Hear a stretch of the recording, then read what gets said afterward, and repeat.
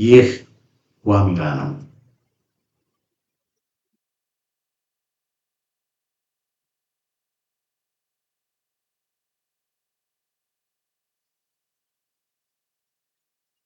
በዛሬው የዋሜራ መርሃ ግብራችን የወደዶች ወነጎች የፊንፊኔ ኬኛ ፖለቲካ ለምን የሚለውን ለማየት እንሞክራለን እና አዲስ አበባ ለወነጎች እና ለወነጋዊ ኃይሎች እንደዚሁም ደግሞ ወልቃይት ለህወሓት እንደሆነ በሚል በተለይ ወልቃይትንና አዲስ አበባን በማወዳደር ለምን የወልቃይት ጉዳይ ለህወሓቶች የአዲስ አበባ ጉዳይ ደግሞ ለወነጎች ለምን ያን ያህል ትልቅ አጀንዳ ሆነ የሚለውን ለማየት እንሞክራለን። እንደምታውቁት የኦሮሞ ፖለቲከኞች ሁሉም ማለት ይቻላል በእነ አብይ አህመድ ምናምን እነ ሽመልስ አብዲሳ ብቻ ሳይሆን ሁሉም እነ ጀዋርም እነ ዳውድ ኢብሳም እነ ጃልመሮ ሁሉም በአዲስ አበባ ጉዳይ ላይ ተመሳሳይ አቋም ነው ያላቸው። አዲስ አበባ የኦሮሞ ናት የሚል አመለካከት ነው ያላቸው። የፊንፊኔ የኬኛ ፖለቲካ ማለት ነው። ሁሉም ነገር የኛ የሚለው ፖለቲካ ማለት ነው። ለምንድን ነው ይሄ ፖለቲካ የሚያራምዱት? ህወሓቶችም ደግሞ እንደምታውቁት የተወረረ የትግራይ መሬት ወልቃይት፣ ምዕራብ ትግራይ እያሉ ለሀፍታ እንኳ ማግኘት የማይችሉትን ነገር እየደጋገሙ እዛ ላይ ወልቃይት ላይ ረጅም ጊዜ ሙጭጭ ብለው ነው የሚተቀመጡት። ሙጭጭ ብለው በጦርነትም ተሸንፈው ብዙ ኪሳራ ደርሶባቸው በነ አድዋ፣ በነ ማይጨው፣ በነ አክሱም፣ በነ ውቅሮ፣ በነ አዲግራት፣ በነ አድዋ በእነዚህ ቦታዎች ሁሉ ትልቅ ችግር እያለ ይሄ ፕሮፐር ትግራይ በሚባለው ቦታ ያለውን ችግር መፍታት ሲገባቸው ለምንድን ነው እዛ ማዶ ወልቃይት ምዕራብ ትግራይ ብለው የሚሉት? ተመሳሳይ ሪዝን ያላቸው ይህንን ለምን እንደሆነ በደንብ በግልጽ ወገኖቼ ለማሳየት ይሞክራሉ። ተከታተሉት። ከዛ በፊት የምክክር የተባለው ኮሚሽን አለ አይደል? የምክክር ኮሚሽን የተባለው ምንድን ነው እያደረገ ያለው የሚለውን በስፋት ያው ብዙዎቹ ረግጠው እየወጡ እንደሆነ በምክክር ኮሚሽኑ ወይም ምክክር የተባለው እየታመሰ እንደሆነ በስፋት አይተናል። በማስረጃ በስፋት አይተናል። ይሄ ምክክሩ ከጅምሩ የብልጽግና ጉባኤ ነው እንጂ ምክክር አይደለም። ኢትዮጵያውያን በአንድ ላይ ሆነው የሚመካከሩበት ጉባኤ አይደለም። በቃ ሞር ጋርቤጅ የሆነ ጉባኤ ነው እና ዋጋ የሌለው ጉባኤ ነው። እንደው ለይስሙላ ለድራማ እና አብይ አህመድ እና ሽመልስ አብዲሳ ህዝብን አማከርን ብለው ለማለት ካልሆነ በስተቀር ምንም የሚለውጠውም የሚያመጣውም የሚፈይደው ምንም ነገር የለም በሚል ያው ከወዲሁ የምክክር ኮሚሽኑ ከወዲሁ ሳይጀመር የከሸፈ እንደሆነ ብዙዎቻችን በተደጋጋሚ ስንናገር ነበር። የኮሚሽኑም ደግሞ የኮሚሽነሮች ሰብሳቢም ደግሞ ፕሮፌሰር መስፍን አርአያም ደግሞ ራሳቸውን ከዚህ ለስማቸው ሲሉ ለክብራቸው ሲሉ ራሳቸውን ከዚህ ተቋም እንዲያወጡ ብዙ ግፊት ስናደርግ ነበር። ነገር ግን ያው እሳቸው ስላልሰሙ ያው አሁን ሁሉ ነገር ካለ በኋላ የሚዲያ ወጥተው መጮህ ማልቀስ ጀምረዋል። ፕሮፌሰር መስፍን አርአያ እንግዲህ ወደ አሁን አንዳንድ አጠር ያለች ነገር ላቀርብላችሁና ይሄ የምክክር ኮሚሽኑ በተባለ መንገድ እንግዲህ በአዲስ አበባ ጉዳይ ላይ እና በብዙ በርካታ ጉዳዮች ላይ የኦሮሞ ብልጽግናዎች ጫና በመፍጠር በማስፈራራት ኢቨን ፖሊሶች ሁሉ በዛ በስብሰባው እንዲገኙ በማድረግ በገንዘብ በተለያዩ መንገድ እዛ የተሳተፉ የሌሎች አካባቢ ማህበረሰባትን ኢንቲሚዴት የማድረግ የማስፈራራት ስራ የመደለል በገንዘብ የመደለል ስራ እያደረጉ ነው እና በዚህ የምክክር ኮሚሽኑ እነሱ የሚፈልጉትን ውሳኔ ለማስወሰን ደፋ ቀና እያሉ ነው እና አንዳንዶቹ አብይ አህመድን ከሽመልስ አብዲሳ ለይተው ይህን ነገር የሚያደርገው ሽመልስ አብዲሳ ነው፣ የኦሮሞ ክልል መንግስት ነው እያሉ አብይን እንደ ጻድቅ አብይን እንደ ጥሩ ሰው አድርገው ሽመልስ አብዲሳን ደግሞ የሚከሱ ሰዎች አሉ። ሽመልስ አብዲሳ እዚህ ከአብይ ተለይቶ የሚያደርግ ይመስል ማለት ነው እና እንደዚህ አይነት ጨዋታ ነው እየተጫወቱ ያሉት እና አብይ አህመድ ሽመልስ አብዲሳን ይልክና እያተራመሰ እና እነዚህ ይሄ የምክክር ኮሚሽን የሚባለው ከጀምሩ የብልጽግና ቅርንጫፍ ነው እንጂ ህዝብን ይወክል አይደለም ብለን ብዙ ጊዜ በተደጋጋሚ ተናግረናል። ይህንን በተመለከተ ከኮሚሽነሮቹ አንዱ ይሄ የምታዩት ሰውዬ ነው። ይሄ የምታዩት ሰውዬ ከኮሚሽነሮቹ አንዱ ነው። እንግዲህ ይሄ ሰውዬ በኮሚሽኑ ስብሰባ ላይ ምን እያደረገ እንደሆነ ጋዜጠኛ ጌታቸው ሽፈራው አንዳንድ ነገሮችን ነግሮናል። ምንድን ነው የሚለው የኦሮሞ ባለስልጣናትን እንዳትቃወሙ ብሎ የኦሮሞ ባለስልጣናት እየመጡ እያስፈራሩ ነው። በዚህ በምክክር ኮሚሽን አዲስ አበባ የፊንፊኔ አካል እንድትሆን በቃ የኦሮሞ ሪፐብሊክን ለመመስረት እንዲያመቻቸው የሚያስፈልገውን ነገር በሙሉ እያደረጉ ነው። እና ምንድነው እየሆነ ያለው የሚለውን ጌታቸው ሽፈራው ይፋ ባደረገው የኦሮሞ ባለስልጣናትን እንዳትቃወሙ የምክክር የኮሚሽኑ አመራር ከ11 ኮሚሽነሮች መካከል አንዱ ነው ማለት ነው። ይህ ግለሰብ እዚህ ጋር የምታዩት ግለሰብ ዮናስ አዳዬ ይባላል። አድማጮቻችን ተመልካቾቻችን ጋዜጠኛ ጌታቸውን ዘገበው የምክክር ኮሚሽኑ ኮሚሽነር ተብሎ ከፍተኛ ኃላፊ የተደረገ ሰው ነው። ሰውየው ታዲያ በምክክሩ የኦህዴድ ወኪል የሚፈጽመውን ተግባር ነው እያደረገ የሚገኘው። በአዲስ አበባ ጉዳይ ውይይት ሲደረግ እየዞረ ለተሳታፊዎቹ ይህ የመንግስት አቋም ነው ተቀበሉትና በሌሎች ጉዳዮች ብትከራከሩ ይሻላል እያለ በይፋ የኦህዴድን ሐሳብ የኦሮሞ ብልጽግናን የኦህዴድን ሐሳብ ለማጸደቅ ደፋ ቀና እያለ እየሰራ ይገኛል ብሎ ጋዜጠኛ ጌታቸው ሽፈራ አጋልጧል። በተጨማሪም በተለያዩ ቡድኖች የተመደቡ የኦሮሚያ ባለስልጣናት የኦነግና የሌሎች አመራሮች የተመደቡበትን ቡድን ትተው በህገወጥ መንገድ የአዲስ አበባን ጉዳይ ላይ ወደሚያወያየው ቡድን ሲገቡ ተሳታፊዎች ቅሬታ እንዳያቀርቡ ተከልክለዋል። ተሳታፊዎች ለምን ከሌላ ቡድን ይመጣሉ ብሎ ሲጠይቁ እነዚህ ባለስልጣናት ናቸው መቃወም የለባቸውም እያለ የኦህዴድን ነውረኛ አሳፋሪ አካሄድ በተቋም ምክክር ኮሚሽኑን በመጠቀም እየደገፈ ይገኛል ይሄ ሰው ማለት ነው።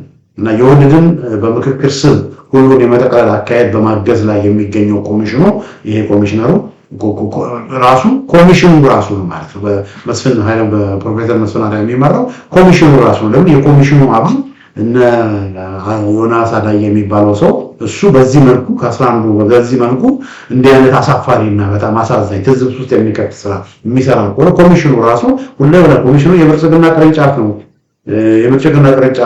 ለብልጽግና የፖለቲካ ሽፋን ለመስጠት ሆን ተብሎ እየተደረገ ያለ ቀልድ ነው ብለን ብዙዎቻችን ተናገርናል። ከዚህ በፊትም ስንናገር ነበር። ይሄው አሁን በዚህ በኮሚሽኑ ስብሰባ ላይ ይሄ የኮሚሽኑ ኮሚሽነር ከ11 አንዱ በዚህ መልኩ እንግዲህ በጣም አሳፋሪ ተግባር እያደረገ እንደሆነ ጋዜጠኛ ጌታቸው ሽፈራ የተናገረው የኮሚሽኑ አመራሮች የተለያየ ሚና ተሰጥቷቸው አንዱ ሙሉ የቃለ ጉባኤ መረጃ ሲሰጥ ቀሪው በየቀኑ የሚያስገቧቸውን ሰዎች ሁኔታ ሲሸፍን፣ ሌላው ደግሞ በይፋ የኦህዴድን ዓላማ ለማሰለፍ እየቀሰቀሰ ነው። ለዚህ ነው ይላል ጋዜጠኛ ጌታቸው ሽፈራው ኮሚሽኑ የኦህዴድ መሳሪያ ነው ብለን የምንለው ሲል ዘግቧል። እንግዲህ እንደው መረጃዎች እንድናቅም እንደው እኛ ስንተራከስ ስንሟገት ዝም ብለን አይደለም እውነትን ይዘን እንደሆነ በምክንያት እንደሆነ በዚህ አጋጣሚ ምናልባት ይሄንን ፕሮግራም ደግሞ የምትከታተሉ ስለ ኮሚሽኑ ብዙ ነገር ስትሉን የነበራችሁ እንደተከበሩ አቶ ግርማ ሰይፉ ያላችሁ ይሄን ፕሮግራም የምታዳምጡ ከሆነ ምን ለዚህ ምን መልስ እንደምትሰጡ ብንሰማ ደስ ይለናል። የምክክር ኮሚሽኑ ባጃችሁን አድርጋችሁ ስለ ምክክር ኮሚሽኑ ጦርነት ይሄ ምክክር ኮሚሽኑ የሀገርን ችግር ይፈታል እያላችሁ ብዙ ስትጽፉ የነበራችሁ እንደነ ፕሮፌሰር ፖሊቴል እና ፕሮፌሰር አልማርያም ያላችሁ እነ ግርማ ሰይፉ ያላችሁ እነ ጋሻው መርሻ ምናምን ያላችሁ በዚህ ጉዳይ ላይ ይሄንን በምታዩበት ጊዜ ምን መልስ እንደምትሰጡ ለህዝብ ሁላችንም ለማወቅ እንግዲህ ጓግተናል እና እስቲ እናንተን ሰማልና ያለው ሁኔታ ምክክር ኮሚሽኑ ያው እየተበላሸ ነው። እንግዲህ ይሄን ካልኩ በኋላ ማዶቼ እስቲ ወደ ዋናው ነጥብ ልምጣና የኦነጎች ፊንፊኔ የኬኛ ፖለቲካ ለምንድን ነው ፊንፊኔን እንደዚህ የሚለው ለማየት ሞክራለሁ። እንግዲህ አንድ መረዳት ያለብን ነገር ሁላችንም መረዳት ያለብን ነገር አንድ ትልቅ ነገር ምንድነው የኦነግ ፖለቲካ እና የህወሓት ፖለቲካ ተመሳሳይነት ነው። የኦነግም የህወሓትን ፖለቲካ ተመሳሳይነት ነው። ኦነግ የኦሮሞ ብሔረተኝነት ፖለቲካ ታላቋ የኦሮሚያ ሪፐብሊክን ለመገንባት የተመሰረተ ድርጅት ነው። ጸረ ኢትዮጵያዊ አመለካከት ያለው በጥላቻ ላይ የተመሰረተ ኢትዮጵያን በመበተን ኢትዮጵያን በማፍረስ ታላቂቷን ኦሮሚያ ለመገንባት የተቋቋመ ድርጅት ነው ኦነግ ማለት ይሄ እና ኦነግ ማለት ይሄ ነው። ህወሓት ደግሞ የትግራይ ብሔረተኝነት ደግሞ ህወሓቶች በበላይ የሚቆጣጠሯትን ኢትዮጵያ መያዝ በተቀረው ኢትዮጵያ ሀብት በተቀረው ኢትዮጵያ ትግራይን ትልቅ አድርጎ ትግራይን አሳድጎ ታላቋን ትግራይ ሪፐብሊክን ለመገንባት ነው ፍላጎት። ስለዚህ የትግራይ ብሔረተኝነት ፖለቲካ ታላቋ ትግራይ ሪፐብሊክን ለመገንባት፣ የኦሮሞ ብሔረተኞች ፖለቲካ ደግሞ ታላቋን የኦሮሚያ ሪፐብሊክ ለመገንባት፣ የኦሮሚያ ሪፐብሊክና የትግራይ ሪፐብሊክን ቢገነቡት ኢትዮጵያ ነበር። ለዚህ ነው የትግራይ መሬት የአማራ መሬት የኦሮሞ መሬት በሚል ኢትዮጵያን የሚያፈርስ ህገ መንግስት ኦነግና ህወሓት እነሆ በህዝቡ ላይ የጫኑ። ይሄ አሁን ያለው ህገ መንግስት ኦነግና ህወሓት አሸንፈው ስልጣን ስለያዙ በህዝቡ ላይ በጉልበት የተጫነ የአሸናፊዎች ህገ መንግስት ነው። ለህወሓቶች እነ ወልቃይትን በርካታ ቦታዎችን በሙሉ ጠቅልለው ነው ከወሎም እነ ራያን ከወልቃይትን በርካታ ቦታዎችን ጠቅልለው ወደ ትግራይ ተከተሉ።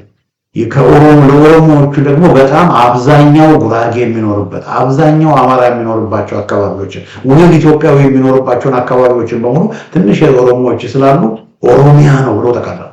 እዚህ ጋር የምታዩት ካርታ ማለታችን ተመልካቾቻችን ይሄ የኦሮሚያ ነው። ኦሮሚያ ተብሎ ለኦሮሞ መሬት ነው ተብሎ ለኦሮሞ የተሰጠው ቦታ ይሄ የኦሮሞ መሬት ነው ተብሎ የተሰጠው ቦታ ተመልከቱ። በቀይ በብርቱካንማ ሌሎች ማህበረሰባት በብዛት የሚኖሩባቸው አካባቢዎች ናቸው። ግን ሌሎች ማህበረሰባት በብዛት ቢኖሩ ይሄ ቦታ የኦሮሞ ነው ተብሎ ለኦሮሞ ተሰጠ። አሁን የሚፈልጉት የኦሮሞ ፖለቲከኞች የሚፈልጉት የኦሮሞ ብሔረተኞች የሚፈልጉት ይሄ እዚህ ጋር በቢጫ ያለው ከኦሮሞ ያልሆኑ ሰዎች ከ10 በመቶ በታች የሆኑባቸው አካባቢ በቢጫ የተቀባው ነው። የተቀረው ግን ኦሮሞ ያልሆኑ ሰዎች ከ10 በመቶ በላይ ከ25 በመቶ በላይ ከግማሽ በላይ የሆኑባቸው አካባቢዎች ናቸው። ከዚህ የምናየው ምንድነው? ኦሮሚያ በሚባለው የምድር ሲኦል በሆነው ዘረኛ ክልል ከ10 እስከ 20 ከ10 ሚሊዮን በላይ የሚሆን ኢትዮጵያዊ በዚህ ይኖራል። አሁን ለምሳሌ እዚህ ጋር በሰማያዊ ያከበብኩትን ከላይ በሰማያዊ ያከበብኩትን ብትመለከቱ በዚህ አካባቢ አማራዎችና ጉራጌዎች በብዛት የሚኖሩባቸው አካባቢዎች ናቸው። አዲስ አበባ ጨምሮ ናዝሬት ብትሄዱ፣ ደብረ ዘይት ብትሄዱ፣ ሞጆ ብትሄዱ፣ ወለንጭቲ ብትሄዱ፣ መተሐራ ብትሄዱ፣ ሰበታ ብትሄዱ፣ ሸኖ ብትሄዱ እነዚህ ቦታዎች ወሊሶ ብትሄዱ ጉራጌዎችና አማራዎች በብዛት የሚኖሩባቸው አካባቢዎች ናቸው። ግን ወደ ኦሮሞ ክልል የኦሮሞ መሬት ነው ተብሎ ወደ ኦሮሞ ክልል ተጠቃለለ። ታች በምትሄዱበት ጊዜ ወደ ጌዶ አካባቢ በምትሄዱበት ጊዜ ጌዶዎች በብዛት የሚኖሩባቸው አካባቢ ጌዶዎች፣ ጉርጆች፣ አማሮች አማራ አይደለም አማሮ የአማሮ ብሔረሰብ አለ። አማሮች በብዛት የሚኖሩባቸው አካባቢዎችን ታያላችሁ። እና እነዚህ አካባቢዎች በርካታዎቹ ወደ ኦሮሞ ክልል ተጠቃለሉ። የተወሰኑ ኦሮሞዎች ስላሉ እታች ደግሞ በምንሄድበት ጊዜ ሶማሌዎች በብዛት የሚኖሩባቸው አካባቢዎችን ወደ ኦሮሞ ክልል ተጠቃለሉ እና ሌሎች ማህበረሰባት በብዛት የሚኖሩባቸው አካባቢዎች ወደ ኦሮሞ ክልል ተጠቃለሉ። ለምን? ታላቋ ኦሮሚያ ለመገንባት ሰፊ ካርታ ሰዎች እያደረጉት ያለው እና እነዚህ ዓላማቸው ሲጀመር ምንድነው? በቃ ኢትዮጵያን አፈርሰው ኢትዮጵያዊነትን አጥፍተው ኢትዮጵያዊነትን በቃ አቆስሰው የኢትዮጵያን ሰንደቅ አቃለው የኢትዮጵያዊነትን የሚያሳይ ነገሮችን በሙሉ አርክሰው ታላቋ ኦሮሚያና ታላቋ የትግራይ ሪፐብሊክ ለመገንባት ነበር ሲሰሩ የነበሩት ወገኖች። አሁን የህወሓቶች ያው እንደምታውቁት በደረሰባቸው ሽንፈት በተለያየ መንገድ በጣም ከፍተኛ የሆነ ይሄ የዘር ፖለቲካ በትግራይ ማህበረሰብ ላይ ከፍተኛ የሆነ ስብራት ከፍተኛ የሆነ ችግር ስላመጣ አሁን ህወሓቶች አካባቢ ትንሽ ተንፍሰዋል። አሁን ትንሽ ተንፍሰው ያለውን ሁኔታ ተመልክተው እንደውም አሁን ከሌሉ ከፋኖ ጋር ከአማራው ጋር መስማማት አለብን። ታላቋ ትግራይ ብለን የምንለው ነገር ችግሩ እንኳን ታላቋን ትግራይ ልንገነባ ያለችዋም ትግራይ እንደ ክፍለ ሀገርም እየቀጠለች አለች። እንግዲህ ትግራይ ማለት ህዝቡ ማለት ነው አይደለም፣ ሰው ማለት ወጣቱ ትግራይን ጥሎ እየሄደ ነው። እነሱ ወልቃይትን ለማግኘት ምዕራብ ትግራይን ለማግኘት ራያን ምናምን እያሉ በሚሉበት ጊዜ በአክሱም በአዲግራት በውቅሮ ያለው ወጣት ጥሎ እየሄደ ነው። የተቀረው ትግራይ ራሱ ባዶ ነው። ወልቃይት ምዕራብ ትግራይ እያሉ የተቀረው ትግራይ ራሱ እየሞተ ነው። ስለዚህ ወደ ሴንሳቸው የተመለሱ ይመስለኛል። ለዚህም ነው ከአማራው ማህበረሰብ ጋር ከፋኖ ጋር በአብረን መስራት አለብን። ህልውናችን እንዳለ በአጠቃላይ የትግራይ ህልውና አደጋ ውስጥ ገብቷል። በፊት ስለ ወልቃይት ነበር የሚያወጣው፣ አሁን ግን የህልውና ጉዳይ ነው ያለው። ጥያቄያችን አሁን የህልውና ጉዳይ ነው። ስለዚህ የትግራይ ህልውና ለማስጠበቅ የብልጽግና የኦሮሞን የብልጽግና አገዛዝ ወደ መቃብር መውሰድ አለብን ብለው አሁን ወደ ሴንሳቸው ተመልሰው ህወሓቶች ወደዛ እየመጡ ነው። ግን አንዱ ህወሓቶች በወልቃይት ጉዳይ ላይ እንደዚህ ሲያንገበግባቸው የነበረው ምክንያቱ ምንድነው? ወገኖቼ ያለ ወልቃይት ትግራይን መገንጠል ያለ ወልቃይትን ካልያዙ ትግራይ አሁን ያለችው ፕሮግራም ለብቻዋ ራሷን ችላ ሀገር ሆነ መቀጠል አትችልም። አንደኛ ኮሪዶር ወልቃይትን ካልያዙ ከውጭ መንግስታት ጋር ከሱዳን ጋር እንዴት ነው የሚገናኙት? ኮሪዶር የላቸው።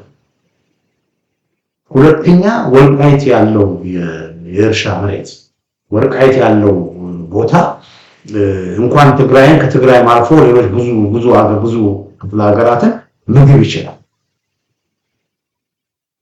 ስለዚህ ለምን ቦታ በተለይ ተከዜን ወንዝ ተጠቅመው የሰሩት የመስኖ ስራ ምናምን በቃ ለነገራችሁ ወልቃይት የኛ ነው በሚል ያኔ በወልቃይት የገነቡት መንገድ የሰሩት ስራ የገነቡት መንገድ ትግራችሁ አሁን ያንን ሁሉ ነው ያለው። ስለዚህ ያለ ወልቃይት ትግራይ ይዘው መገንጠል የትግራይ ሪፐብሊክን ማወጅ አይችልም። ስለዚህ ወልቃይት ላይ ብለው ወልቃይት ላይ ተተክለው ምዕራብ ትግራይ ሲሉ የነበሩት ወልቃይትን ካልያዙ ይሄ ለብዙ ዓመት የታገሉበት የታላቋ ትግራይ የሚለው ነገር በአጢሙ እንደሚደፋ ስላወቁ ለዚህ ነበረ። አሁን ግን የገባቸው ይመስላል። የወልቃይትን በጭራሽ ወደ ትግራይ ክልል መግባት እንደማይችል ተረድተዋል። ስለዚህ ወደ ሴንሳቸው ተመልሰው አሁን የትግራይ ሪፐብሊክ የሚለውን ንግግራቸውን ትተው ታላቋ ትግራይ የሚለውን ንግግራቸውን ትተው መገንጠል አለብን ከተቀረው ኢትዮጵያዊ ጋር መኖር አንፈልግም የሚለውን ነገር ትተው አሁን ከሌሎች ኢትዮጵያውያን ጋር ተባብረን ሁላችንም እኩል የሚያደርግ ሁላችንም ተከባብረንበት የምንኖርበትን ሀገር እንመሰርታለን ብሎ አሁን ከፋኖ ጋር ከሌሎች ጋር ተባብረው እየሰሩ ነው ወደ ኢትዮጵያዊነት እየመጡ። ስለዚህ የወልቃይት እንትን ምክንያቱ ያ ለትግራይ ህዝብ ብለው አይደለም የምዕራብ ትግራይ ሲሉ የነበረው። ለምን የትግራይ ህዝብማ ምዕራብ ትግራይ ያሉት ነው ወልቃይት በየጎንደር አካልን ሆኖ እኮ የትግራይ ህዝብ እኮ ጎንደር ሄዶ መኖር ይችላል። ወልቃይት እኮ ሄዶ መኖር ይችላል። የትግራይ መሬት እኮ ሁሉም ኢትዮጵያ ነው። ወልቃይት ዳንሻ የሚኖር አንድ የትግርኛ ተናጋሪ ተጋሩ ወልቃይት በመቀሌ ስለሆነ ወልቃይት በጎንደር ስለሆነ ምን ለሱ ልዩነት ያመጣል? እዚህም ሆነ እዛም ሆነ ቋንቋውን እየተናገረ ባህሉ መብቱ ተከብሮለት በዳንሻ ይኖራል፣ በሁመራ ይኖራል። ስለዚህ የወልቃይት ጥያቄ የህዝብ ጥያቄ ነው። ለምን ህዝብ ወልቃይት የጎንደር አካልም ሆኖ መኖር ይችላል። የትግራይ ማህበረሰብ ብሎም ሲኖር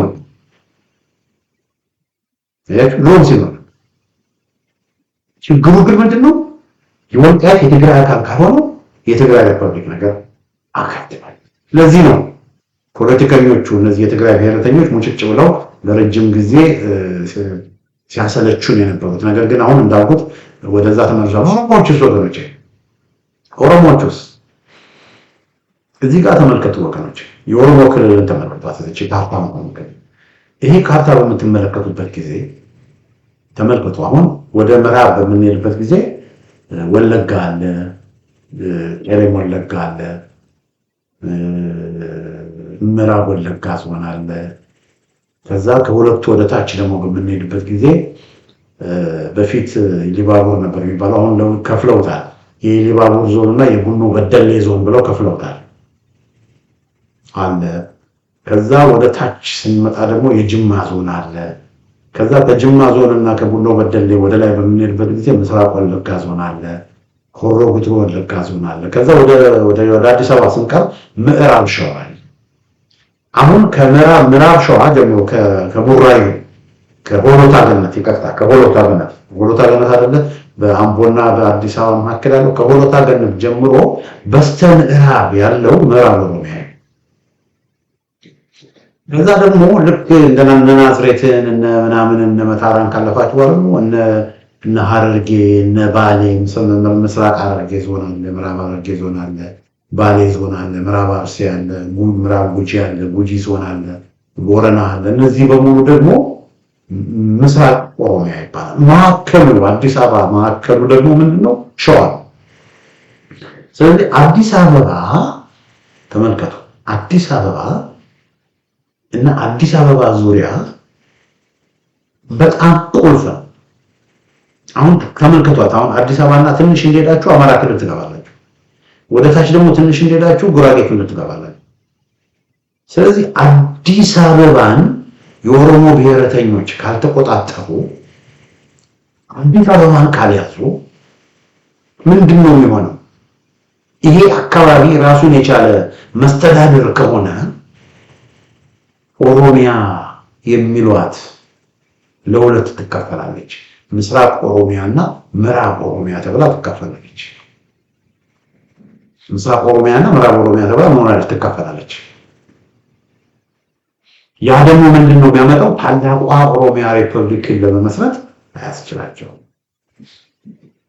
ስለዚህ ይሄንን አዲስ አበባና አዲስ አበባ ዙሪያ ያለውን እርምሪ መቆጣጠር ወደፊት ለሚያልሟትና ለሚካሿት ታላቋ ኦሮሚያ ሪፐብሊክ ግንባታ አስፈላጊ ነው።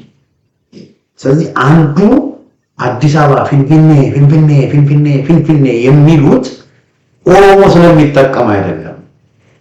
ኦሮሞ ስለሚጠቀም አይደለም።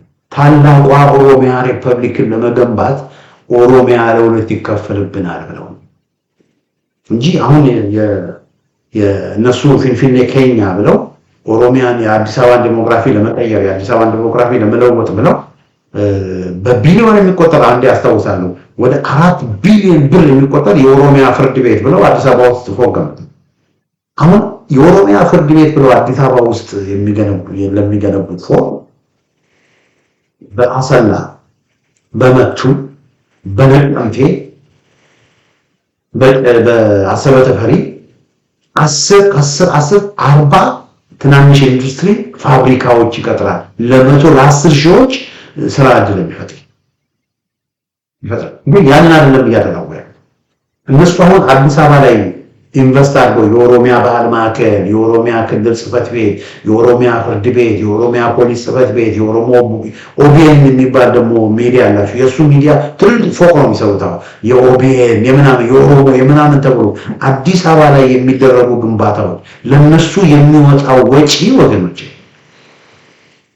እና ነቀምቴ ከተማን ሞዴል ከተማ ነው።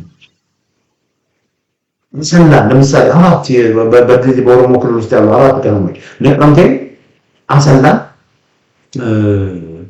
በርጨርም ሰው ተፈሪ ማለት ነው እና መርቶ እነዚህ አራት ቦታዎች ለምሳሌ ተመርጠው አምቦንም ጨምሮ ለምሳሌ እነዚህ 5 ቦታዎች ተመርጠው አዲስ አበባና አዲስ አበባ ዙሪያ ላይ የኦሮሚያ ሪፐብሊክ ለመመስረት እነዚህ የኦሮሞ ክልል የሚያጠፉት ገንዘብ እነዚህ 5 ከተሞች ቢበተን እነዚህ ከተሞች የትና የት ይደርሱ ነበር? እንግዲህ 30 ዓመት ነው።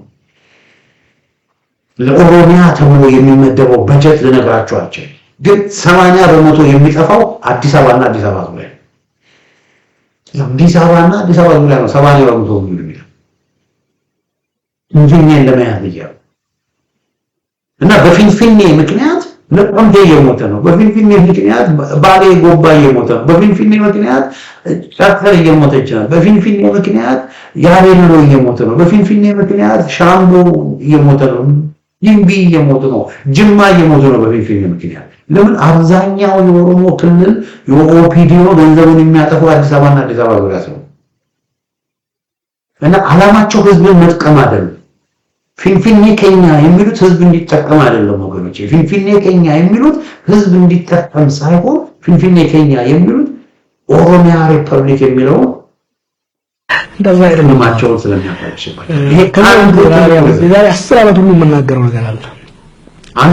ወደ ሁለተኛው ሪዝን ለውጥ ፈላጊ ኃይልና ገዢው ፓርቲ አንድ ላይ ባሉበት ጊዜ ተውና ድሮ ኦፒዲዮ የህወሓት ጀሌ በነበረችበት ወቅት ራሱ በመንግስት ውስጥ ያለው ከመንግስት ውስጥ ውጪም ያለው ከሌንጮ ለታ እስከ ነጋሶ ከአባዱላ እስከ መራራ በኦሮሞ ጉዳይ ላይ አንድ እንደሆኑ ደጋግሜ ወሳኝ በሆኑ የኦሮሞ ናሽናል ጥያቄዎች ላይ አጀንዳ ላይ አንድ እንደሆኑ እናገር ነበር። ቀልድ ይመስላቸዋል ሰዎች። በራስን በራስ የማስተዳደር ጉዳይ ላይ፣ በማንነት ጉዳይ ላይ፣ በፌዴራሊዝም ላይ እንዲሁም ደግሞ በፊንፊኔ ጉዳይ ላይ በኦሮሞ ልሂቃን መካከል ልዩነት የለም። ሶሊድ የሆነ ለረጅም ጊዜ የቆየ ጉዳይ ነው። ኮንሰንሰስ 100% ኮንሰንሰስ ያለበት ጉዳይ ነው። ይሄን አለመረዳት ነው።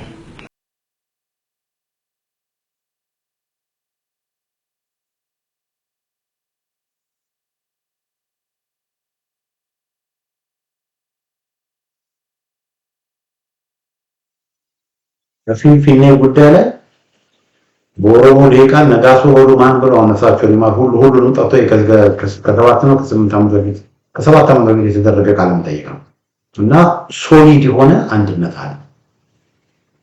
አትታረቁ፣ እየሳቀ ነው አትታረቁ፣ አንድ ነን። በፊንፊኔ ጉዳይ ላይ ምንም ድርድር ሶሊድ የሆነ ሁላችንም አንድ ነን እና አንዳንዶቹ አብይ አህመድን እንደ ጥሩ አድርገው ጀዋርን እንደ ጥሩ አድርገው ሽመልስ አብዲሳን ሲከሱ ይቀርበኛል። በሽመልስና በጀዋር መካከል በሽመልስና በነጋሶ በመራራ ጉዲና መካከል በሽመልስ አብዲሳና በአብይ አህመድ መካከል በሽመልስ አብዲሳና በነጸጋዬ አራርሳ መካከል ምንም ልዩነት የለም። አንታረም። ስለዚህ እነዚህ ሰዎች ፊንፊኔ አዲስ አበባ የሚሏት ፊንፊኔ የሚሏት አዲስ አበባ የኦሮሞ ናት ብሎ የሚሉት ታላቋ ኦሮሚያ ሪፐብሊክን ለመገንባት ያለ አዲስ አበባ ስለማይችሉ ለወያኔዎቹ ያለ ወልቃይት ታላቋ ትግራይ ሪፐብሊክን መገንባት እንዳልቻሉት እንደማይችሉ እንደተረዱት ተስፋ ቆርጠውም አሁን አርፈው ከአማራው ጋራ ከሌላው ጋራ ተስማምቶ ለመስራት እያዘነበሉ እንደመጡት እነዚህም ደግሞ የኦሮሞ ሪፐብሊካኖችም ታላቋ ኦሮሚያ ሪፐብሊክን ያለ አዲስ አበባ መገንባት መመስረት እንደማይችሉ ያሉ አንደኛው ሪዝን። ሁለተኛው ሪዝን ጀዋር መሐመድ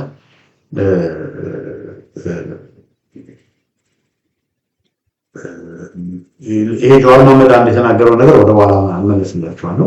ሁለተኛው ሪዝን ምንድነው መሰላችሁ? 60% የኢትዮጵያ ኢኮኖሚ የሚንቀሳቀሰው አዲስ አበባ ውስጥ አዲስ አበባና አዲስ አበባ ዙሪያ ምናልባትም ከዛ በላይ እነዚህ የኦሮሞ ልሂቃን የኦሮሞ ፖለቲከኞች እነ ሽመልስ አብዲሳ በሉት አዲስ አበባን ሉዝ ካደረጉ ገንዘብ ከየት ይዘርፋሉ? ጥቅም ነው።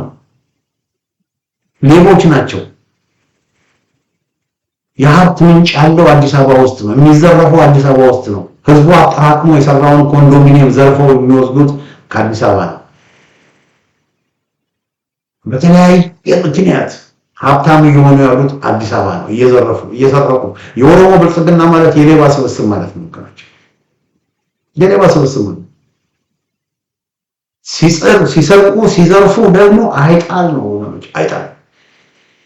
ስለዚህ አዲስ አበባን ሉዝ ካደረጉ ተመልክተው አሁን ለምሳሌ አዲሱ አረጋ ቀጤሳ ነው። አዲሱ አረጋ ቀጤሳ የኢሉባቦር ሰው አዲሱ አረጋ ቀጤሳ የኢሉባቦር ሰው አሁን አዲስ አበባ የኦሮሚያ ክልል ከዛ ከወጣች የኦሮሚያ ክልል አዲስ አበባ ውስጥ ምንም ነገር የለውም የሚል ውሳኔ ከተወሰነ አዲስ አበባ የሚኖር የኦሮሞ ብልጽግና በሙሉ ቪላ ቤት ተሰጥቶት እንደፈለገ የሆነ እንደፈለገ እየገባ ሸዋሸዋ ሲል የነበረው የኦህዴድ ባለስልጣን ሁሉ ወዴት ነው ይኖርበታል? ከአዲስ አበባ መውጣት ይኖርበታል። ከአዲስ አበባ መውጣት ይኖር። ስለዚህ ከአዲስ አበባ ለመውጣት አይፈልጉም። ጥቅም ይቀርባቸዋል። ጥቅም ስለሚቀርባቸው ከአዲስ አበባ መውጣት አይፈልጉም። ስለዚህ አንዱ ትልቁ ሁለተኛው ምክንያታቸው ለመዝረፍ ነው። ሀብት ያለው የሚበላ ህዝብ ያለው ሀብታም የሚኮንበት በሌብነት ሀብታም የሚኮንበት ቦታ ይሄ አዲስ አበባና አዲስ አበባ ዙሪያ ስለሆነ በዚህ ምክንያት እና በእነዚህ ሁለት ምክንያቶች ናቸው ሽንጣቸውን ገትረው የኦሮሞ ፖለቲከኞች ፊንፊኔ የሚሉት በሁለት ምክንያት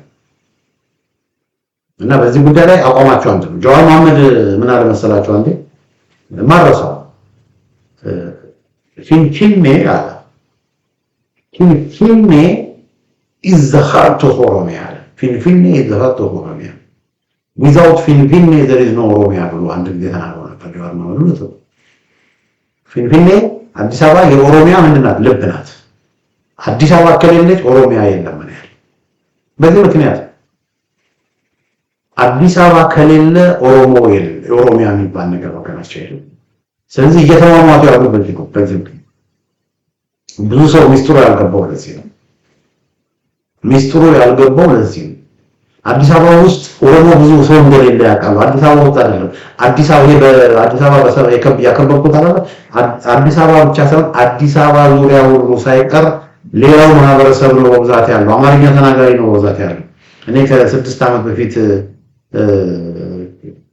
አብይ አህመድ ስልጣን ኦሮሞዎቹ ወልዶች ስልጣን በጨበጡ ከ2 ዓመት በኋላ አብዛኛው ሰው ወዲያው ነው ሄዶ ሄዶ እኔ ግን አልሄድኩም። ቀስ ብዬ እኔ ከ2 ዓመት በኋላ እና ከ2 ዓመት በኋላ አዲስ አበባ ከሄድኩ በኋላ ምንድን ያደረኩት ነገር ቢኖር መሰላችሁ? ልክ እንደ ተራው ሰው እንደሌላው ሰው በአዲስ አበባ ወጥቼ ሳንሱሲ ቦራዩ አካባቢ ይቻለው፣ ለገጣፎ ይቻለው፣ ሰበታ ይቻለው፣ ናዝሬት ይቻለው እነዚህ ቦታዎች ይቻ ነበር እንጂ ነው ማስተዋወሳለሁ። ሰበታ ከአንድ ወዳጄ ጋራ በጣም ወዳጄ ጋራ የኢዜማ የነበረ በኋላ በፊት የአዲስ አበባ የሰማያዊ አንድነት ፓርቲ የነበረ ወዳጄ አለ። አሁን ስሙን አልነግራችሁም።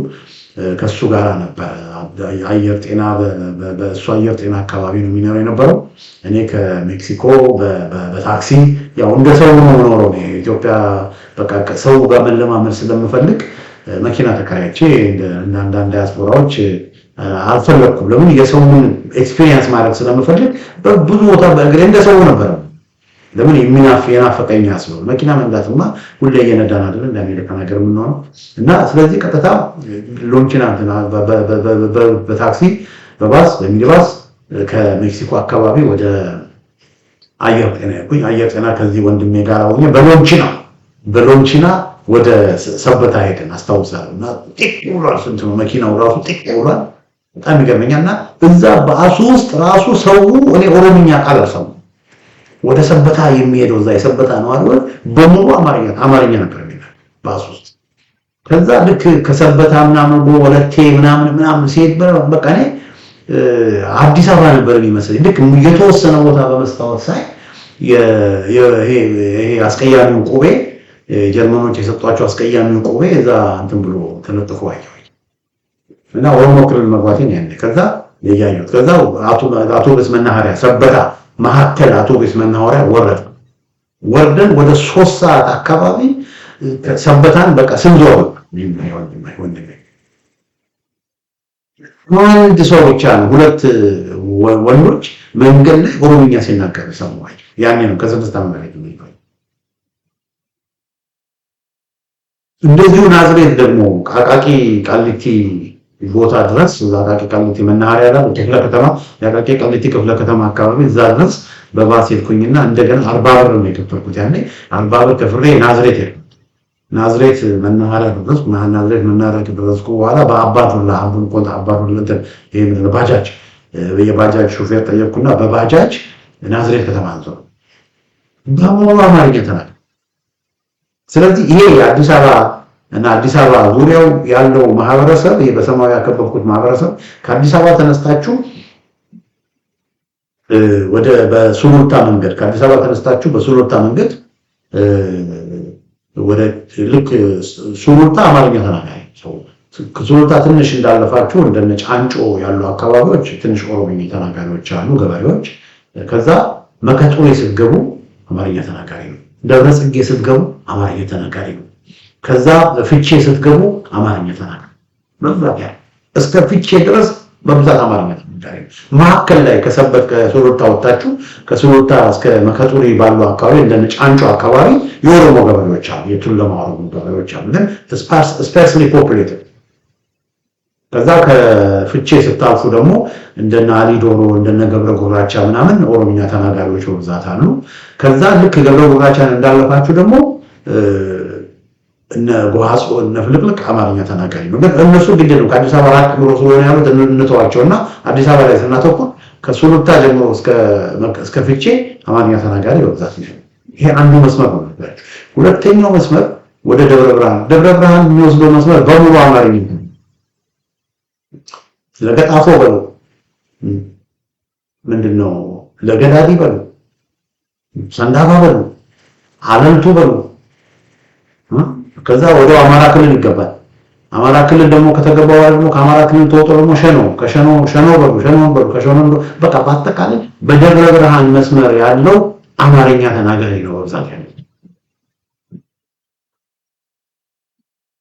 ወደ ናዝሬት ደግሞ ነው ይሰጣችሁ። የናዝሬትን ታውቁታላችሁ። ከአዲስ አበባ ተነስታችሁ ዱከም ብላችሁ ደብረ ዘይት ብላችሁ ሞጆ ብላችሁ ናዝሬት ብላችሁ ወለንጭቴ ብላችሁ መታራ ብላችሁ አዋሽ እስክትደርሱ ድረስ በዛ መስመር አማርኛ ተናጋሪ ነው። ወደ በሰበታ አርጋችሁ በመልካ ቁንጥሬ በኩል ወደ ጉራጌ ሀገርም ስትሄዱ ያው ጉራጌኛና አማርኛ ወደ ወሊሶ ስትሄዱ እንደዚህ እዚህ ወደ ትንሽ ወደ ኢቭን ቡራዩም አማርኛ ተናጋሪ ነው። ግን ከሆሮታ አለፍ ስትሉ ያኔ ኦሮምኛ ይበዛል። ስለዚህ ይሄ አካባቢ አማርኛ ተናጋሪ ነው በብዛት ያለው። አሁን ደግሞ ምንድነው የሚባለው በእንቀሳቃሽ ወርድ ምንድነው የሚባለው? አሁን ደግሞ ምን ሆኗል መሰላችሁ? አዲስ አበባን ኦሮማይዝ እናድርግ ብለው የአዲስ አበባን ህዝብ በኮሪዶር ስም የአዲስ አበባን ህዝብ ያፈናቀሉ ወዴት ነው የወሰዱት? ወደ ሸምፔር ወደሚባለው ወደ ከአዲስ አበባ ዙሪያ ወደ አዲስ አበባ ዙሪያ ነው። ያ በሚሆንበት ጊዜ ምን ሆነ መሰላችሁ? እነሱ አዲስ አበባን ኦሮማይዝ እናደርጋለን፣ አዲስ አበባን ህዝብ ከአዲስ አበባ እናስወጣና ኦሮሞን ከወለጋ ከተለያየ ቦታ አምጥተን አዲስ አበባ ውስጥ እንዲሰፈር እናደርግና አዲስ አበባን እንደ ባህሌ ዲንሾና እንደ ወለጋ ምንድነው ግንቢ እናደርጋታለን ብሎ ነበር ካልኩሌሽን ናቸው። አሁን ምን ሆነ መሰላችሁ ወገኖች? ያንን በሚያደርጉበት ጊዜ ምን ተሸወዱ መሰላችሁ? የአዲስ አበባን ህዝብ ወደ አዲስ አበባ ዙሪያ በሚያወጡበት ጊዜ ጭራሽ አዲስ አበባ ዙሪያ ያለውን አካባቢ አዲስ አበባ ይዝ ያደረጉት። በቃ አማርኛ ተናጋሪ እንደው ከአዲስ አበባ ዙሪያ ያለው ማህበረሰብ እነሰበታ እንደምናምን እንደው አማርኛው ተናጋሪ በጣም እንደው አካባቢዎቹ የበለጠ አርባናይዝድ ሆኖ የበለጠ እንደው አማርኛ ተናጋሪ እንዲበዛ አማርኛ ተናጋሪ እንደው አበዙ። አዲስ አበባ አስወጡታ አዲስ አበባ ነው አስወጡ። የአዲስ አበባ ነው ካስወጡ በኋላ አዲስ አበባ ሆነ አዲስ አበባ ዙሪያ ያለው ማህበረሰብ እዚህ በፊትም እንደ አዲስ አበባ መልክ የነበረው አሁን ደግሞ የበለጠ እንደው በቃ አማርኛ ተናጋሪ ብቻ ነው። ስለዚህ ሉዝ አደረጉት። በቃ ዴሞግራፊ ይቀየራልን ብለው ባክፋየር አደረጋባቸው። ይሄ ማስተር ፕላን የሚባለው ነገር እኮ በቃ ተግባራዊ ሆነ ሳያስቡት አዲስ አበባን ኦሮማይዝ እናደርጋለን ብለው ያኔ ማስተር ፕላን የሚባለው ተግባራዊ አደረጉት። በቴሪቶሪ አዲስ አበባ አልተባለም እንጂ የአዲስ አበባ ህዝብ እንዳለ ያንን አካባቢ በሙሉ በቃ አዲስ አበባ ህዝብ ሰፈረ። አሁን ምን እንደሚያደርጉ ነው ይጨነቃል። ሌላ ቦታ ደግሞ የአዲስ አበባን ዴሞግራፊ ቀይር ብለው ደግሞ ወደ አዲስ አበባ ከሌላ አካባቢ ኦልሞስት እንደው በግምት ሚሊዮን የሚሆን ሰው አምጥተው የአዲስ አበባን ዴሞግራፊ ለመቀየር በሚል ከተለያዩ ቦታዎች ከአርሲ ከጅማ ከባሌ ምናምን አምጥተዋል። አዲስ አበባ ውስጥ አስፍረዋል። ሌሎች ሰራተኞችን እያባረሩ በኮታ 40% ግማሽ ፐርሰንት ኦሮሞ ነው የኢትዮጵያ ህዝብ። ስለዚህ ግማሹ የፌደራል መንግስት ስራ ለኦሮሞ መሰጠት ያለበት እያሉ አየር መንገድ በሉ ባንክ በሉ ቴሌኮሙኒኬሽን በሉ አብዛኛውን ሰው እያመጡ በየክፍለ ከተማው የአዲስ አበባ ክፍለ ከተሞች በሉ በየክፍለ እንደገና ደግሞ ኦሮምኛ በግድ ሁሉ መማር አለበት ብለው 3 ሰው ለማስተማር አንድ ኦሮምኛ አስተማሪ ሰው ይቀጥራል።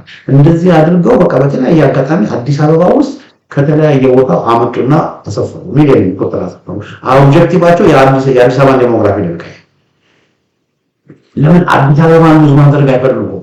እነዚህ ሰዎች ከተለያየ ቦታ አዲስ አበባ አምጥተው ከአዲስ አበባ ህዝብ ጋር እየተጠሉ ከአዲስ አበባ ህዝብ ጋር እየተጋጩ እየተሳጠቁ እንዲኖሩ ከማድረግ ምን አለ አሁን ለምሳሌ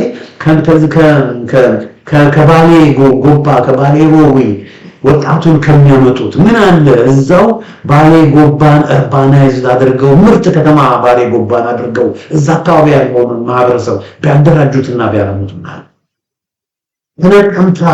ከወለጋ ሰው ከሚያመጡ ምን አለ ነቀምታን ትልቅ አርባን ሴንተር አድርገው ሞደርን ከተማ አድርገው ነቀምቴን ሞደርን ከተማ አድርገው እዛ አካባቢ ያለው ሰው ስራ ፍለጋ አዲስ አበባ ድረስ ከሚመጣ ምን ለዛው ምጥንቴ ተሻሽሎ እንዲኖር ቢያደርግ ያቱን ግን ፊንፊኔ ኬኛ ፖለቲካ ይሄ ስለሆነ ወገኖች ያንን ለማድረግ ዴሞግራፊ ለመቀየር ይሄ ሁሉ ነገር አለው። አሁን ምን ሆነባቸው መሰለህ? 1 ሚሊዮን የሚሆን ሰው ከሌላ ቦታ ሲያመጡ የአዲስ አበባን ዴሞግራፊ አዲስ አበባን ኦሮማይዝ ለማድረግ ከሌላ ቦታ ሲያመጡ ምን ሆነ መሰለህ? የተቀረው ማህበረሰብ ደግሞ ስራ ፍለጋ ለመሻሻል ከትግራይ በመቶ ሺዎች የሚቆጠሩ መጡ። ከአማራ ክልልም ከወሎ በሉ ከጎንደር በሉ ከጎጃም በሉ ከዛ ከደቡብ ክልል ከጉራጌ ሀገር ከወላይታዎች ጋሞዎች ሁሉ ስራ ፍለጋ ሶማሌው ሁሉ ሳይቀር ስራ ፍለጋ ወደ መመሰስ ጀመረ፣ ወደ አዲስ አበባ መምጣት ጀመረ።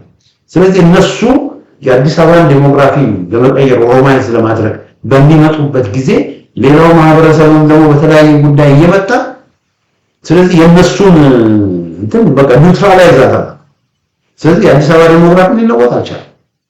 እርግጥ ነው በተለያዩ መስሪያ ቤቶች ኦሮምኛ ተናጋሪዎችን ነው የምናየው በተለያዩ መስሪያ ቤቶች። ለምን በቃ በመንግስት ፌቨር የተሰጣቸው የሚቀጠሩት እነሱ ስለሆኑ፣ ግን ያ ጊዜያዊ ነው። ህዝቡን ግን እዛ የሚኖረው ህዝቡ ግን ካየን የኦሮሞ ፖለቲከኞች የአዲስ አበባን ዴሞግራፊ መቀየር አልቻሉም። ጭራሽ እንደውም እንዳልኳችሁ በአዲስ አበባ ዙሪያ የነበረው አካባቢ በሙሉ የአዲስ አበባን ዴሞግራፊ ለመቀየር ብለው ህዝቡን ከአዲስ አበባ አስወጥተው በሌሎቹ ከአዲስ አበባ ዙሪያ ሸንገር በሚሉ ዙሪያ ሲበትኗቸው ጭራሽ የአዲስ አበባ ዙሪያ ሁሉ አዲስ አበባ ይዝቷል። እና እዚህ የምታዩት ይሄ በሰማያዊ የምታዩት አካባቢ ከነሱ ቁጥጥሮች አሉ። ስለዚህ ህዝቡ ይጠየቅ፣ ህዝቡ ምንድነው የሚፈልገው ተብሎ ቢባል እነሱ ይካበታሉ። ይሄንን የአዲስ አበባ ህዝብ የአዲስ አበባ ዙሪያ ህዝብ እዚህ አካባቢ የሚኖረው ሌላው ማህበረሰብ ራሱ የቱለማ ኦሮሞ ራሱ አፄ ምኒልክን የሚወደው የቱለማ ኦሮሞ ራሱ በእነዚህ ሰዎች በኦነጋዊ ፖለቲካ ዲስገስትድ እንደሆነ ያውቃል። ምርጫ ይደረግ ቢባል ምክክር ይደረግ ቢባል እዚህ አካባቢ ኦሮሚያ የሚባል ነገር ሰው መስማት አይፈልግም። የኦሮሞ ማህበረሰብ ኦሮሚያ በሚባለው ነገር ያተረፈው ነገር የለም። ኦሮሚያ በሚባለው ነገር ያተረፉት ፖለቲከኞቹ ናቸው። እንዳልኳችሁ 80% የኦሮሚያ ባጀት የሚጠፋው እዚህ አካባቢ ነው። 80% የኦሮሚያ እቺ ኦሮሚያ ሪፐብሊክ የሚል ተመስርቶ እነነቀምቴ በፊንፊኔ ምክንያት በፊንፊኔ ፖለቲካ ምክንያት እነነቀምቴ ወደኋላ መቱ፣ ወደኋላ ቀርቷል። ባሌ ጎባ ወደኋላ ቀርቷል። አሰላ ወደኋላ ቀርቷል። ጅማ ወደኋላ ቀርቷል። እነዚህ እንግዲህ የምጠቅስላችሁ የቀድሞ 5 ክፍለ ሀገራት ዋና ከተሞች ነው። ለምሳሌ የከፋ ክፍለ ሀገር ዋና ከተማ ጅማ ነው። የወለጋ ክፍለ ሀገር ዋና ከተማ ነቀምቴ ነው። የአርሲ ክፍለ ሀገር ዋና ከተማ አሰላ ነው። የባሌ ክፍለ ሀገር ዋና ከተማ ባሌ ጎባ ነው። የኢሉባቡር ክፍለ ሀገር ዋና ከተማ ደግሞ መቱ ነው። እነዚህ 5ቱን ከተሞች እንኳን ብንመለከታቸው ወገኖች ወደኋላ የቀሩ ናቸው። ህወሓቶች ምንድን ነው ያደረጉት? በስልጣን ዘመን ህወሓቶች ስልጣን ላይ የነበሩ ጊዜ ፌደራል መንግስቱን ተቆጣጥረው የነበረን ጊዜ የትግራይ ከተሞችን በጣም ያሳድጉ። በትግራይ ለምሳሌ ያሉ አዲግራት፣ አክሱም፣ አድዋ፣ ሽሬ፣ አቢያዲ፣ መቀሌ እነዚህ 6ቱ እንግዲህ ትላልቅ ከተሞች የሚባሉ ናቸው። እነዚህ 6ቱ ከተሞች በአስፋልት የተገናኙ ናቸው ወገኖች፣ በአስፋልት።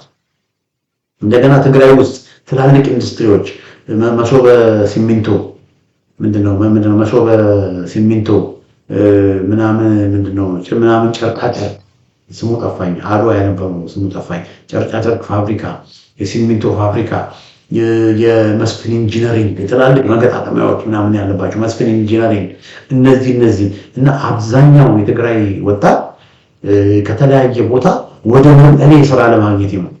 መቀሌ ቆንጆ ስራዎች እንደገና ዩኒቨርሲቲዎችን ከወሰዳችሁ 4 ነው 5 የተለያዩ ትላልቅ የፌደራል መንግስት ዩኒቨርሲቲዎችን ነው ትግራይ ውስጥ መስፋቶች ምናምኖች ልንገራችኋቸው እና ትግራይን ሞደርን በኢንፍራስትራክቸር በብዙ ነገር ትግራይን ለማሳደግ ሞክረዋል ህወሓቶች በኤፈርት በሚል በተለያየ መንገድ ትግራይን ለማሳደግ ሞክረዋል።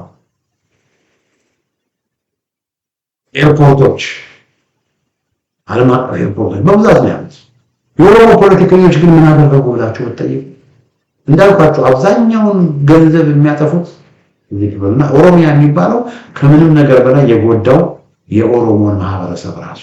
ስለዚህ እነዚህ ሰዎች ወገኖቼ በፊንፊኔ ኬኛ የሚሉት በእነዚህ ምክንያቶች እና የአዲስ አበባ ጉዳይ ለዚህ ነው ይሄንን የምክክር ኮሚሽንም በዚህ በዛ ብለው የምክክር ኮሚሽኑ በዚህ በዛ ብለው አዲስ አበባን በአዲስ አበባ ጉዳይ ላይ እነሱ የፈለጉትን ውሳኔ ነው የሚያስወስኑት። ይሄንን እርግጠኛ ነው ነገራቸው።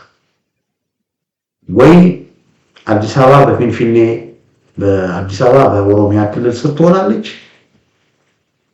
በኦሮሚያ ክልል ስር ደግሞ ካልሆነችም ደግሞ ወይ አዲስ አበባ አሁን እንዳለው የፌደራል መንግስት መቀመጫም የኦሮሞ ክልል ዋና ከተማ ሆና እንድትቀጥል ይደረጋል። አሁን ያለው ሁኔታ እንዲቀጥል ይደረጋል እንጂ ምንም እነሱን ከአዲስ አበባ የሚያስወጣ የኦሮሞ ብልጽግና የኦሮሞ ክልልን ከአዲስ አበባ የሚያስወጣ ምንም አይነት ውሳኔ እነሱ አይወስኑም። እና ኦልሬዲ በአዲስ አበባ ጉዳይ የተደረጉ ውይይቶች የተደረጉ ክርክሮች ሁሉ በቃ ውዝግብ እየፈጠረባቸው ያለው ከዚህ የተነሳ ማለቶቻችን ተመካሮቻችን እንግዲህ ያለው ሁኔታ ይሄ ብዙ ሰዎች በምክክር ኮሚሽኑ ተስፋ ያደርጋሉ። ግን እንገራቸው እነሱ በጭራሽ ኮምፕሮማይዝ ማድረግ ባህሪያቸው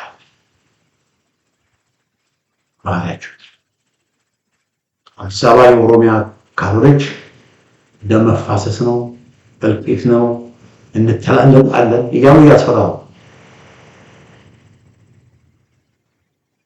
ለምን ያካል አዲስ አበባ ላይ ከተሸነፉ በአዲስ አበባ ጉዳይ ላይ ከተሸነፉ ኦሮሚያ የምትባል ነገር አትኖርም ያሉት ያቃል። ስለዚህ ያልሞት ባይ ተጋዳይ መንፈራገጥ ነው እያደረጉ ያሉት። ደግነቱ ግን ወገኖቼ ተንፈራገጡ አልተንፈራገጡ ፈለጉ አልፈለጉ አዲስ አበባ ነው። የአዲስ አበባ ህዝብ አንቅሮ እንዴት እንደሚጠሉ የኦሮሞ ብልጽግና ኦነጎች የኦሮሞ ብሔረተኛ ጠባብ ፖለቲከኞች እንዴት እንደሚጠሉ ለነገራቸው አይችልም። በጣም ነው የሚጠሉት። የ13 ዓመት ልጅ ከ3 ሳምንት በፊት የ13 ዓመት ልጅ እዚህ አሜሪካን መጣ ሀገር መጥቶ ከልጆቹ ጋር ስናወራ ያው እኔ ለጨዋታ አብይ እኮ በቃ አዲስ አበባን አሪፍ አደረጋት አይደል አሳምራት አይደል እንዴ አብዬ አልኳቸው። ልጆቹ ስላቸው አንዱ እንዴት ይተላል መቼ ነው ኢትዮጵያ ሄደው የምታዋሪ? እኔ ብዙ ጊዜ ነኝ ለዚህ ነው አይደል የማታውቀውን እንደዚህ አትበል በቃ ምን ነግራቸዋችን። ከዛ በኋላ በኦሮሞ ብልጽግናዎች ላይ አወረደባቸው። የ13 ዓመት ልጅ አወረደባቸው። በጣም ነው የኦሮሞ ብልጽግናዎች በጣም ነው ኦነጎች በአጠቃላይ በጣም ነው የሚጠሉት። ደግሞ ለምንድን ነው? በስራቸው ነው የሚያስጠሉት። የአዲስ አበባ ህዝብ ኦሮሞን አይደለም። ለምን የአዲስ አበባ ህዝብ ከ8 ዓመት በፊት ኦሮሞዎችን እነ አብይ አህመድን እነ ለማ መገርሳን ምንጣፍ አንጥፎ ነው የተቀበላቸው። ሆ ብሎ ነው የተቀበላቸው። ታውቃላችሁ ኢትዮጵያ ሲሉ መደመር ሲሉ ፍቅር ሲሉ ዶክተር አብይ አህመድ እኮ ቡና ቤትም ሆነ የሆነ ቦታ ንግግር ሊያደርግ ነው ከተባለ እኮ ሰው ሁሉ ወደ ጨዋታውን ምናምን አውቆ እኮ ልክ ፈዞ እኮ ነበር ዶክተር አብይ የሚያዳምጥ ነበር። እንደዛ እኮ የሚወደድ ነበር ኦሮሞ ነው። ሰው ኦሮሞን ቢጠላ እንደዛ ኦሮሞዎችን ተቀብሎ ሆ ብሎ መሪዎቻችን ብሎ የነሱ ምስል ያለበትን ከነተራ እየለበሰ ያደርግ ነበር እንዴ? ያለ የአዲስ አበባ ዘረኛ ነበር። ግን እነዚህ ሰዎች ግን አማራሩት። ስለዚህ የአዲስ አበባ ህዝብ እንኳን በኦሮሚያ ውስጥ ሊቀጥል ቀርቶ ኦሮሚያ ቢባል ነገር መስማትም ማየትም አይፈልግም። ዛት ኤክስተንት ደምና አጥንቱ ውስጥ ከፍተኛ የሆነ ነገር ሰው ውስጥ አለ። ተቀባይነት ነው። ይሄ ከህዝብ ፍላጎት አንጻር ነው። ሌላው ደግሞ መርሳት የሌለባቸው ነገር ወገኖቼ ፋኖ